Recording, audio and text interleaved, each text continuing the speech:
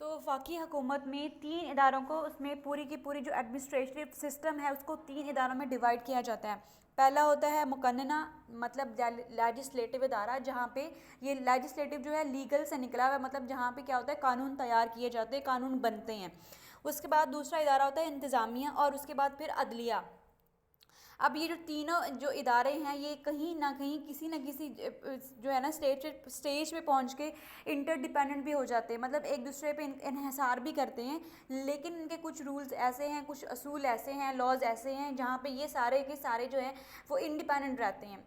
जहाँ पे ये एक दूसरे पे डिपेंडेंट होते हैं वहाँ पे ये होता है कि एक दूसरे को ये जवाबदेह हो जाते हैं। मतलब अगर कोई फ़ैसला गलत होता है या किसी कोई जो है वो कुछ एमरजेंसी की सिचुएशन बन जाती है या कुछ ऐसा हो जाता है कि कहीं पे लग रहा होता है कि ये फ़ैसला सही नहीं है, तो उस पर जो प्राइम मिनिस्टर है वो इम्पीच कर सकता है, या जो प्राइम मिनिस्टर है वो जो है वो उस क्या पूरी अदलिया को पे सवाल उठा सकता है, उस पर क्वेश्चन कर सकता है। इसी तरह अगर कोई प्राइम मिनिस्टर जो है वो सही तरीके से कुछ काम नहीं कर रहा, कहीं पे किसी कॉन्स्टिट्यूशन के किसी एक्ट को, किसी आर्टिकल को जो है वो ख़तरे में डाल रहा है या उस पर कुछ,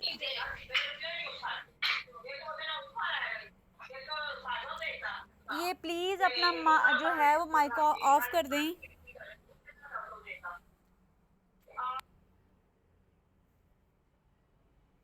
ठीक है। तो उसके बाद इंतज़ामिया मुकन्नना के बनाए हुए कवानीन को लागू करती है। मतलब सबसे पहले क्या होता है, मुकन्नना होता है जिसका काम होता है कानून बनाना। अब कानून बन जाता है, उसके बाद क्या होता है कि जो अदलिया है उसके मुताबिक फ़ैसले करती है, और जब उस कानून के मुताबिक फ़ैसला भी हो जाता है उसके बाद इंतज़ामिया का काम होता है कि उस फ़ैसले के मुताबिक जिस जो मुकन्नना ने कानून बनाया, फिर अदलिया ने फ़ैसला किया, उस कानून को लागू करना पूरे, मतलब जिस जहाँ जहाँ जिस सफ़ेयर के मुताबिक वो बना हुआ है उसमें वो लागू करने का काम जो होता है वो इंतज़ामिया का होता है। मतलब वो प्राइम मिनिस्टर का होता है, उसकी कैबिनेट का होता है और मिनिस्टर्स का होता है। ठीक है। उसके बाद आ जाता है कि पाकिस्तान में मुकन्नना को मजलिस शूरा का नाम दिया गया है, और जो 2 ऐवानों पे मुश्तमिल है।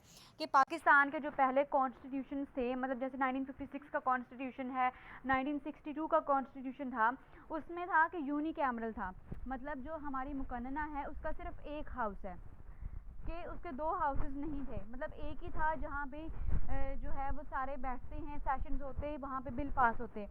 लेकिन 1973 के कॉन्स्टिट्यूशन में क्या हुआ कि यहाँ पे 2 हाउसेस बना दिए गए, मतलब एक लोअर हाउस है, मतलब एक जो 2 ऐवान बन गए ना, 2 जगह बन गई, एक लोअर हाउस है और एक अपर हाउस है।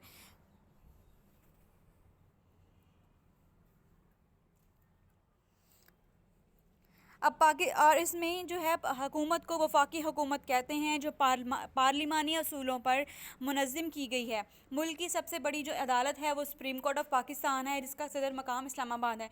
ये अदालत आइन की मुहाफ़िज़ है।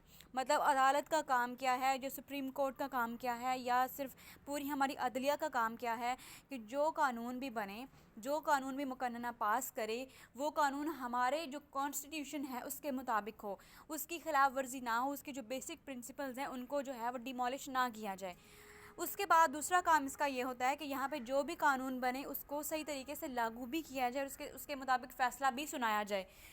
फिर आ जाओ कि मजलिस शूरा या पार्लियामेंट होता क्या है।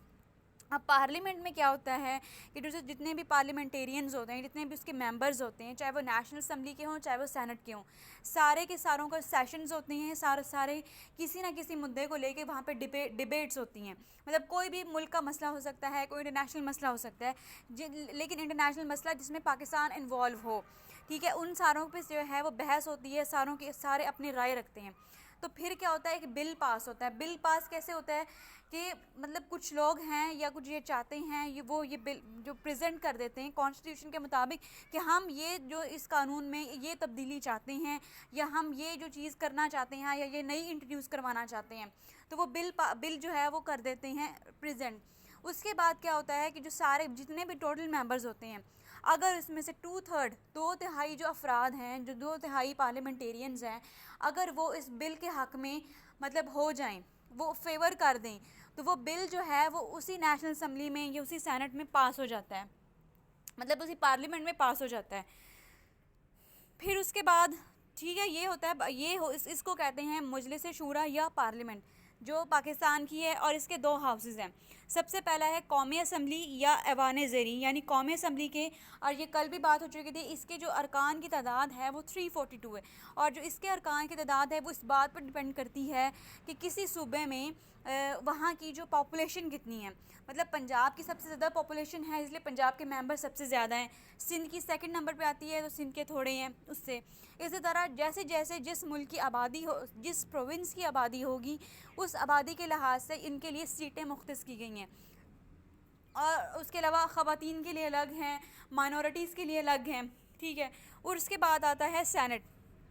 अब सेनेट में क्या होता है कि इसमें जितने भी प्रोविंसेस हैं, ठीक है, जितने भी हमारे प्रोविंसेस हैं उनकी सीटें जो हैं वो लिमिटेड हैं और वो बराबर हैं। मतलब नेशनल असम्बली में क्या था कि हर जो सूबे की सीट है वो उसके प्रोविंस की पॉपुलेशन के मुताबिक है, लेकिन जहाँ पे जो सीटें हैं मतलब 22 हैं, वो सारे सूबों को दी गई हैं। उसके अलावा ख़वातीन की भी हैं, फ़ाटा के जो एरियाज़ हैं वहाँ की भी हैं। उसके अलावा जो पाटा एरियाज़ हैं, मतलब जो प्रोविंशली एडमिनिस्ट्रेट ट्राइबल एरियाज़ हैं, उनके लिए भी सीटें दी जाती हैं।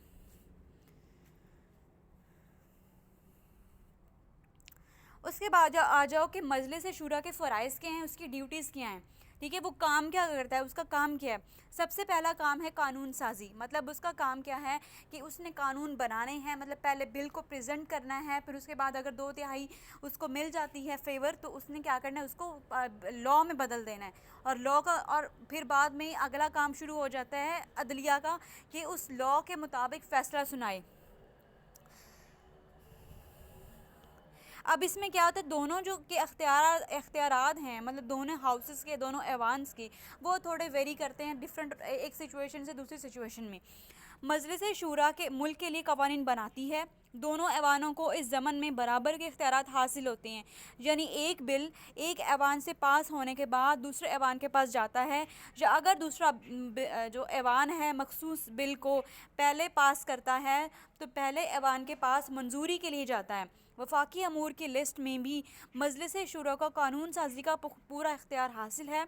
मुश्तरका अमूर की लिस्ट में से भी वफाकी पार्लियामेंट कानून बना सकती है, ठीक है। मतलब ये ज़रूरी है कि अगर सेनेट में चला गया है बिल, अगर वहाँ पे पास हो गया है, उसके बाद दोबारा वो नेशनल असम्बली में जाएगा, वहाँ पे अगर उसको अप्रूवल मिलती है फिर ही वो लॉ बन सकता है। मतलब किसी एक हाउस के अप्रूवल देने से कोई भी बिल जो है वो लॉ नहीं बन सकता। और उसके अलावा यहाँ पे बात हो रही है वफाकी अमूर की लिस्ट, मतलब वो वाले सारे काम, वो उन कामों की लिस्ट या उन एरियाज़ की लिस्ट जहाँ पे सिर्फ़ और सिर्फ हुकूमत, मतलब जो सिर्फ फेडरल हुकूमत है, वहाँ की जो सेंट्रल गवर्नमेंट है या प्राइम मिनिस्टर है, वो फ़ैसला सुना सकता है, वो इंटरफेयर कर सकता है, उसको कहते हैं वफाकी अमूर की लिस्ट। और दूसरी होती है प्रोविंसेस की लिस्ट, जहाँ पे क्या होता है कि जहाँ पे चीफ़ मिनिस्टर जो हैं वो किसी भी मुल्क के, सॉरी किसी भी प्रोविंस के, वो अपना जो है इंटरफेयर कर सकते हैं, फ़ैसला सुना सकते हैं। और एक होती है न्यूट्रल लिस्ट, जिसमें क्या होता है कि किसी न किसी केस में या कुछ ऐसे केसेस आए जिसमें जो है वो प्राइम मिनिस्टर भी फ़ैसला कर सकता है, वो भी इंटरफेयर कर सकता है, और चीफ़ मिनिस्टर भी कर सकता है। मतलब एक लिस्ट है, मतलब 3 लिस्टें होती हैं टोटल जे, कि एक है अलग अलग दोनों के लिए, प्रोविंसेस के लिए और फेडरल के लिए, और एक ऐसी लिस्ट होती है, न्यूट्रल लिस्ट होती है वो, जिसमें दोनों के दोनों जो हैं फ़ैसला सुना सकते हैं। लेकिन इसमें क्या होता है, बहुत सारे केसेस में ऐसा भी होता है कि जो अगर कोई फ़ैसला जो है वो सुना दे चीफ़ मिनिस्टर, और अगर वो प्राइम मिनिस्टर की जो है वो उसके ख़िलाफ़ हो, तो क्या हो सकता है, तो जो प्राइम मिनिस्टर है जो वो दोबारा से वो अपील कर सकता है, दोबारा से उसके ऊपर नज़रसानी कर सकता है और अपने मुताबिक फ़ैसला कर सकता है। वहाँ पे क्या होता है कि जो प्रोविंसेस हैं वो भी बेबस नज़र आते हैं। फिर उसके बाद है इंतज़ामिया की निगरानी। मतलब ये जो है पार्लियामेंट का, लेजिस्लेटर्स का नाम है, या ये जो पार्लियामेंटेरियंस होते हैं बैठे हुए पार्लियामेंट में, सेनेट में, नेशनल असम्बली में, इनका काम होता है कि जो एग्जीक्यूटिव है, जो हमारे चीफ़ मिनिस्टर्स हैं, जो हमारे प्राइम मिनिस्टर्स हैं, जो भी एग्जीक्यूटिव का बंदा है, चाहे वो जिस लेवल का भी हो, उनके ऊपर नज़रसानी, उनके ऊपर चेक एंड बैलेंस रखने का काम भी जो है वो भी इस इदारे का है, ठीक है। वज़ीर आज़म और उसकी काबीना पार्लियामेंट के सामने जवाबदेह है। मतलब ये जो इम्पीचमेंट सुना है वर्ड, जो इम्पीचमेंट है वो जो ये लेजिस्लेटिव इदारा है, ये हमारे वज़ीर आज़म की या बाकी उसकी कैबिनेट की, बाकी जो उसके मेंबर्स मिनिस्टर्स वगैरह होते हैं उनकी इम्पीचमेंट कर सकता है, उनसे सवाल कर सकते हैं अगर किसी सिचुएशन में सवाल करने की ज़रूरत महसूस हो। ठीक है, उसके बाद आ जाओ कि मालियाती इख्तियारात। मालियाती मतलब फ़ाइनेंशियल जो जितने भी मैटर्स हैं उनमें फ़ैसला कर सकता है हमारा लेजिस्लेटिव जो इदारा है। मतलब बजट बनना हो, क्योंकि बजट भी यहीं पे प्रेजेंट किया जाता है, नेशनल असम्बली में प्रेजेंट किया जाता है। सेनेटर्स जो पार्लियामेंटेरियंस ही होते हैं वो जो बजट प्रेजेंट करते हैं। उसके अलावा टैक्सेस का कि कितना टैक्सेस लगने चाहिए, कितने नहीं लगने चाहिए, किस फेयर में ज़्यादा लगने चाहिए, उन सब का फ़ैसला भी जो है ये पार्लियामेंटेरियंस करते हैं और वो सारे उनकी मुतफ़िक़ा राय से ही ये सब तय पाता है। तो इसलिए ये मालियाती इख्तियारात में भी जो हैं वो इंडिपेंडेंट होते हैं और फ़ैसला सुनाते हैं। पार्लियामेंट का ऐवान ज़ेरी जी, हाँ जी, टीचर ईवान क्या होता है? ऐवान ईवान ऐवान जो है, जो हमारा पार्लियामेंट है, हमारा जो मजलिस शूरा है, उसके 2 हाउसेज़ हैं और उन हाउसेज़ को ऐवान कहते हैं। मतलब ऐसी जगह जहाँ पे वो सारे इकट्ठे होते हैं, वहाँ पे सेशंस होते हैं, वहाँ पे जो है बिल को लॉ में बदला जाता है, उसको ऐवान कहते हैं। ठीक है, वो जगह जहाँ पे ये जो है वो सेशंस होते हों पार्लियामेंट के। और हमारे मुल्क के जो हैं वो 2 ऐवान हैं, जो हमारे पार्लियामेंट के 2 ऐवान हैं, एक ऐवान ज़ेरी है और एक ऐवान बाला है। मतलब एक सेनेट है और एक नेशनल असम्बली है, कौमी असम्बली।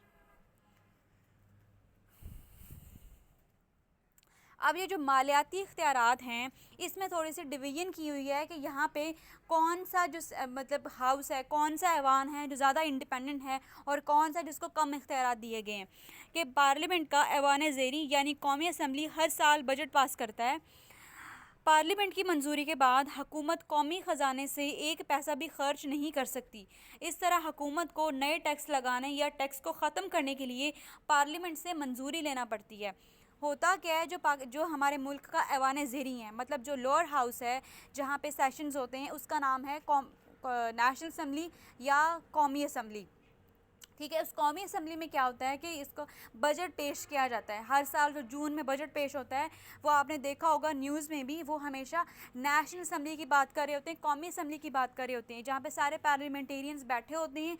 सारे के सारे जो है अगर कोई बजट में उनको चीज़ नहीं पसंद आती है तो वो आपने देखा होगा अपनी वो टेबल्स पे हाथ मतलब वो बजाते भी हैं टेबल कि हम इसके ख़िलाफ़ हैं या हम इसकी फ़ेवर में हैं।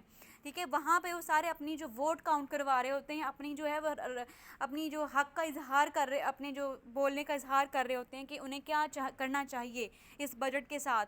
उसमें बजट में क्या होता है, बजट में ये तय पाया जाता है कि कितना टोटल मुल्क का पैसा है, मतलब कितना ख़जाना है, कितने अखराजात हैं, कितने लोन हैं, कितनी इन लोगों ने किसी को मतलब कितने लोन लेने हैं और कितने ऑलरेडी इनके पास जो है ये कितने कर्ज इनके ऊपर चढ़ चुका है, वो सारा का सारा फ़ैसला होता है। उसके बाद ये होता है कि मुल्क की वेलफेयर के लिए, इस मुल्क की सिक्योरिटी के लिए, मतलब एक बहुत सारा हिस्सा चला जाता है हमारे बजट का जो आर्म्ड फोर्सेस की तरफ, हमारे मुल्क की सिक्योरिटी के लिए, तो वो आर्मी के पास चला जाता है। मतलब जो जितनी भी आर्म्ड फोर्सेस हैं उनके पास, तीनों के पास चला जाता है। बाकी जो बचता है उसमें वो संवारना होता है मुल्क का सारा जो है वो वेलफेयर, मतलब जिसमें एजुकेशन है, जिसमें हेल्थ है, जिसमें इंफ्रास्ट्रक्चर है, सारे के सारे जो डिपार्टमेंट्स हैं वो फिर उसमें तय पाता है कि इनको किस डिपार्टमेंट को कितने पैसे दिए जाएंगे, तो सारा इस पे होता है। और एक होता है टैक्स वाला कि इस मुल्क में अब टैक्स कितने लगेंगे,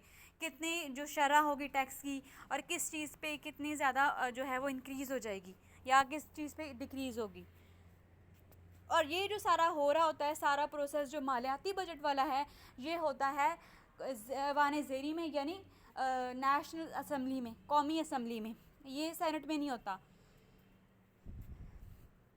उसके बाद आ जाओ अदालती इख्तियारात। पार्लियामेंट के दोनों ऐवान सुप्रीम कोर्ट के जजों की तादाद मुकर्रर करते हैं। इसके अलावा इनकी सर्विस के मुतल्लिका अमूर की भी मंजूरी देते हैं। मतलब जो अपॉइंटमेंट हो जजेस की, सुप्रीम कोर्ट के बेंच की, सुप्रीम कोर्ट के कमीशंस की जो बनते हैं, वो भी सारा किसी न किसी हद तक वहाँ पे जो ये लेजिस्लेटिव इदारे हैं, जो दोनों ऐवान हैं, ये फ़ैसला सुनाते हैं, ये अपनी राय देते हैं। और राय ये टू थर्ड मेजॉरिटी से ही दे सकते हैं। उसके बाद इंतखाबी इख्तियारात, मतलब जब इलेक्शंस होने होते हैं, मजलिस शूरा के दोनों ऐवान मिलकर सदर का इंतखाब करते हैं। वज़ीर आज़म का इंतखाब कौमी असम्बली करती है और इसके अलावा डिप्टी स्पीकर का इंतखाब कौमी असम्बली और सेनेट बिलतरतीब करते हैं। अब इसमें क्या है कि हम जो हैं इलेक्शंस के ज़रिए से अपने जो प्राइम मिनिस्टर है उसको चुन सकते हैं, वो इलेक्टेड होता है। लेकिन जो हमारा प्रेसिडेंट होता है वो इलेक्टेड नहीं होता, उसको हम कैसे वो अपॉइंटेड होता है, उसको अपॉइंट किया जाता है। मतलब उसको जो है वो जिस तरह बाकी ओहदे हैं वैसे ही उसको अपॉइंट किया जाता है। उसमें उसमें लोगों की, आम पब्लिक की बीच में कोई अमल दखल नहीं होता। वहाँ उसको कौन अपॉइंट करते हैं? ये लेजिस्लेटर्स अपॉइंट करते हैं, पार्लियामेंटेरियंस अपॉइंट करते हैं, और ये दोनों ऐवान मिलकर अपॉइंट करते हैं। उसके बाद जो वज़ीर आज़म का इंतखाब है, मतलब कि किस पार्टी का मतलब जो पार्टी जीती है उसका जो वज़ीर आज़म बन रहा है, जो मेजॉरिटी जीत रहा है, उसका जो वज़ीर आज़म बनेगा वो भी जो हमारी कौमी असम्बली, मतलब कौमी असम्बली से मुराद जो हमारी जो लोअर हाउस है, जो ऐवान ज़ेरी हैं, वो अपॉइंट करता है वज़ीर आज़म को भी। और उसके अलावा स्पीकर और डिप्टी स्पीकर वो होते हैं जो सेशन में, वो एक तो सारे लोग बैठे होते हैं, लेकिन एक होता है कि उसकी जो सीट है उसका स्टेज थोड़ा ऊंचा होता है और वो इस पूरे डेकोरम को जो है वो बहाल रखने के लिए वहाँ पे बैठा होता है। मतलब वहाँ पे नज़्म ज़ब्त हो, वहाँ पे सिचुएशन बेहतर रहे, वहाँ पे कोई ऐसे मतलब वहाँ पे मतलब जब आप सेशन देखो किसी न्यूज़ चैनल पे, जब ये सेशन हो रहा होता है, बहुत सारे ऑपोजिशन के लीडर्स होते हैं, बहुत सारे जो हैं वो रूलिंग पार्टी के होते हैं, तो बहुत सारे ऐसे मसाइल होते हैं कि एक दूसरे पे गुत्थम गुत्ता हो जाते हैं। तो ये वहाँ पे स्पीकर और डिप्टी स्पीकर का काम होता है कि वहाँ पे नज़्म ज़ब्त भी रखे, हर इंसान की बात भी सुने और हर इंसान को बोलने का हक भी दिया जाए। तो ये इसका काम होता है। और इसको जो है स्पीकर को अपॉइंट किया जाता है, कौमी असम्बली अपॉइंट करती है, जो नेशनल असम्बली जिसको कहते हैं। लेकिन जो डिप्टी स्पीकर होता है उसका जो नीचे एक पोस्ट होती है उसको सेनेट जो है वो अपॉइंट करती है।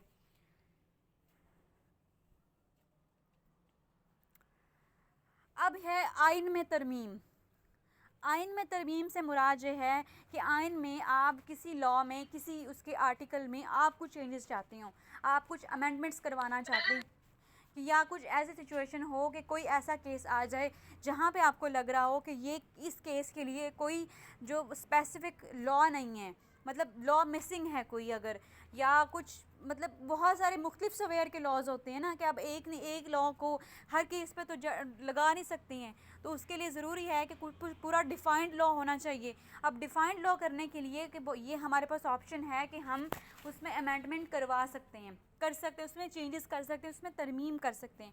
और ये जो तरमीम का हक़ है ये भी पार्लियामेंटेरियंस के पास होता है, ये भी लेजिस्लेचर्स के पास होता है। ये मजलिस शूरा के दोनों ऐवान इसमें इंडिपेंडेंट होते हैं, लेकिन तरमीम करते वक्त हर ऐवान के कुल अरकान की तादाद 2/3 मतलब 2/3 अक्सरियत की मंजूरी लाजमी होती है। दोनों ऐवान मुश्तरका इजलास में भी आइन में तरमीम कर सकते हैं। अब ये इनके अक्सर जो इजलास होते हैं वो सेपरेट होते हैं, मतलब हर जो ऐवान का इजलास है, सेनेट का हो या कौमी असम्बली का हो, ये इनके अपने अपने हाउसेस में, अपने अपने ऐवान में ये अलग अलग होते हैं। लेकिन अगर तरमीम करनी हो किसी एक्ट की, किसी लॉ की, किसी आर्टिकल की, कॉन्स्टिट्यूशन के, तो क्या है कि ये दोनों हंगामी इजलास भी बुला सकते हैं। और वहाँ वो जो हंगामी इजलास है वहाँ पे मतलब दोनों एक ही एट अ स्पॉट, मतलब एक ही जगह पे वहाँ पे बैठ के अब वो 2/3 अक्सरियत के साथ अगर वो फेवर कर दें तो वो जो है वो तरमीम हो जाती है, वो उस लॉ में चेंजेस आ जाती हैं, पास हो जाता है। टीचर तरमीम का मतलब जी क्या कह रहे हैं आप? मैं ये पूछ रही थी तरमीम तरमीम का मतलब क्या है? तरमीम का मतलब होता है चेंजेस करना। मतलब तरमीम होता है कि किसी मतलब पहला कोई लॉ ऐसा चल रहा है तरमीम का जो मतलब क्या होता अप्रोप्रिएट नहीं है किसी केस के लिहाज से, तो उसमें कुछ चेंजेस कर सकते हैं। चेंज को असल में तरमीम कहते हैं, या उसमें कुछ ऐड करना, कुछ डिडक्ट करना। ठीक है, उसके बाद आ जाओ वफाकी इंतज़ामिया। मतलब वफाकी इंतज़ामिया से मुराद वज़ीर आज़म, हमारा प्राइम मिनिस्टर मुल्क का, और उसकी कैबिनेट, और उसके अलावा कुछ मिनिस्टर्स, मतलब जितने भी मिनिस्टर्स दी गई हों वो सारे मिनिस्टर्स जो फेडरल के मिनिस्टर होते हैं। क्योंकि आप लोगों ने न्यूज़ में भी देखा होगा कि कहीं पे किसी लिखा होता है, किसी का अगर इंटरव्यू चल रहा हो तो वहाँ पे लिखा होता है वफाकी वज़ीर फ़लाँ फ़लाँ, ठीक है। लेकिन अगर जो है सूबाई का चल रहा हो तो वहाँ पे लिखा होता है सूबाई, या वज़ीर पंजाब का साथ लिखा होगा, खैबर पख्तूनख्वा का नाम लिखा होगा। लेकिन जब कोई फेडरल का होता है तो वहाँ पे सिर्फ वफाकी लिखा होता है, वफाकी वज़ीर बराए जिस भी वो शोबे का हो, जिस भी वो फील्ड का हो।